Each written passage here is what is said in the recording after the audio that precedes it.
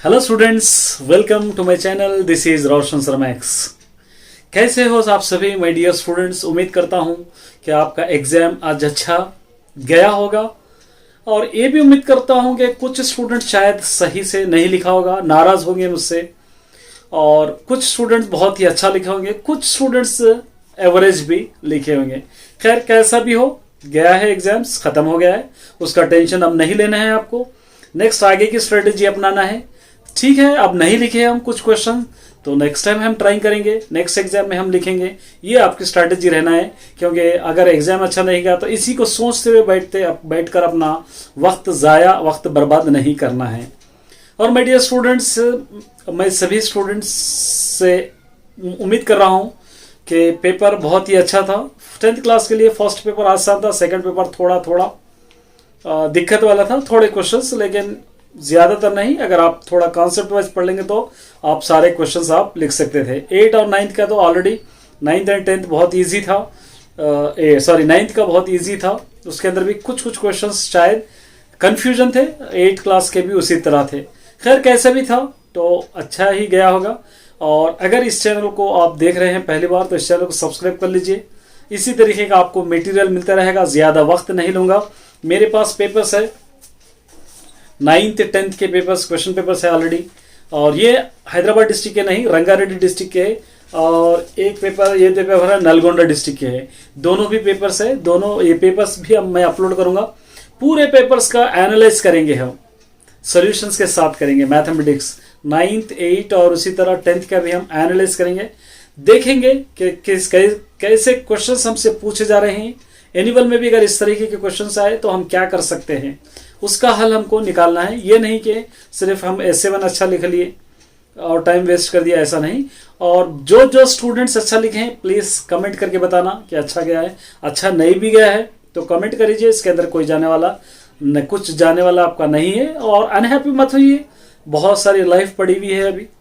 जैसा क्रिकेट में 6 बॉल होते हैं, एक बॉल अगर वेस्ट हो गया तो दूसरा वेस्ट हो गया, तो जैसा 6 बॉल होते हैं, आप कभी ना कभी एक बॉल तो भी टच करोगे, एक बॉल पर तो भी आप 6 मारोगे या 4 मारोगे। उसी तरह हम कोशिश करके पढ़ेंगे। अब नेक्स्ट आपको फिजिकल साइंस, बायोलॉजिकल साइंस है, ऑप्शनल सब्जेक्ट है, उस पर भी अच्छी तरह ट्राई कीजिए, अच्छा पढ़ने की कोशिश कीजिए। सोशल भी है, इंग्लिश भी है, और सब्जेक्ट है आपको उस पर ज़्यादा फोकस कीजिए। और तेलुगु के भी मैं पेपर्स अपलोड करूंगा, अगर उतना भी अगर आप पढ़ लेंगे तो काफ़ी हो जाएगा आपको। और आप लोग वेट कर रहे होंगे तेलुगु के लिए, और तेलुगु के लिए अभी टाइम है, अपना टाइम फिजिक्स जो कल के एग्जाम से परसों के एग्जाम है उस पर ज्यादा दीजिए। कल 6th और 7th का एग्जाम है, वो लोगों के लिए तेलुगु मैं अपलोड करूंगा आज ही, और तेलुगु लोगों के लिए ऑलरेडी अपलोड कर दिया हूं मैं, क्योंकि आप लोगों के लिए 8th 9th 10th के लिए तो फिजिक्स और बायोलॉजी है, आप खुद पढ़ लेना उससे। और मैंने ऑलरेडी रिवीजन इंपॉर्टेंट क्वेश्चन टिक करा है, चाहे तो आप वहां से पढ़ सकते हो, या अगर आप मुझ पर ट्रस्ट नहीं करते हो तो अपनी मर्जी से पढ़ सकते हो। अपने टीचर्स के जो रिवीजन दिया है वो आप पढ़ सकते हो। ऐसी कोई बात नहीं है कि आप सिर्फ मेरा ही पढ़ रहे हो, कहीं से भी आप पढ़ सकते हो, लेकिन आपका टारगेट एम पढ़ने पे होना चाहिए, मुझ पर नहीं। सर ये दिए हैं नहीं आया है, क्योंकि हम जो भी देते हैं गेस करके देते हैं और एक्सपीरियंस के थ्रू देते हैं और इम्पोर्टेंट ही देते हैं। हमारा इंटेंशन, हमारा मकसद ये नहीं होता कि आपके फ्यूचर से खेले। आपको कम मार्क्स आए तो क्या हमको कुछ मिलेगा? अगर फेल होंगे तो हमको क्या कुछ मिलेगा? कुछ भी नहीं। उल्टा हमको तकलीफ होगी कि मेरे स्टूडेंट्स मेरे इस चैनल देखकर पढ़े हैं तो क्वेश्चन सही नहीं लिख सके, उसका भी दर्द मुझको ही रहेगा। इसलिए जो भी मैं दे रहा हूँ इंपॉर्टेंट क्वेश्चन ही दे रहा हूँ। अगर आप नहीं इंपॉर्टेंट नहीं लगते तो आप और से भी पढ़ सकते हैं, कहीं से भी पढ़िए, लेकिन हमारा एम और टारगेट रहना चाहिए, पढ़े। कुछ क्वेश्चंस अभी नहीं आए हैं, कुछ कॉन्सेप्ट वाइज पूछे हैं, तो उसके अंदर सोचने वाली बात नहीं है। हम एनुअल तक और प्रिपेयर हो जाएंगे, एनुअल तक और हम प्रैक्टिस करेंगे, कहाँ कहाँ हम लोग की कोताही हुई, कहाँ कहाँ हम लोग भूल गए हैं, वो क्वेश्चन हम लोग आसानी से सॉल्व करेंगे।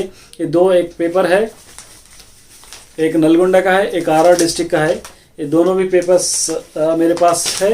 ये दोनों पेपर्स भी बहुत हैदराबाद से अगर कंपेयर करेंगे तो और ज़्यादा ईजी है। लेकिन DCE भी, दूसरे बोर्ड वाले भी ये नहीं सोचते कि स्टूडेंट्स फेल हो जाए, ये स्टूडेंट अच्छा नहीं लिखकर कम मार्क्स है, ये नहीं, बल्कि आपको टेस्ट करने के लिए वो लोग कभी कभी टफ पेपर देते हैं। उस टफ पेपर को भी हम सॉल्व करके ही निकलना है। हम सैड होना, डिमोटिवेट होना नहीं है। हाँ, जाने तो अब नहीं आया, नेक्स्ट टाइम हम कोशिश करेंगे, नेक्स्ट एग्जाम लिखेंगे। ये हमारे लिए चैलेंज है, ये क्वेश्चन हमारे लिए चैलेंज दे कर गए हैं। ये चैलेंज को हम किसी तरह एक्सेप्ट करेंगे और नेक्स्ट एग्जाम में इस चैलेंज को हम सक्सेसफुल बना के रहेंगे। ये आपके पास स्ट्रेटजी, ये अगर एम रहा तो अच्छी तरह आप लिख सकते हैं। तो उम्मीद करता हूँ कि all the best my students next exam के लिए।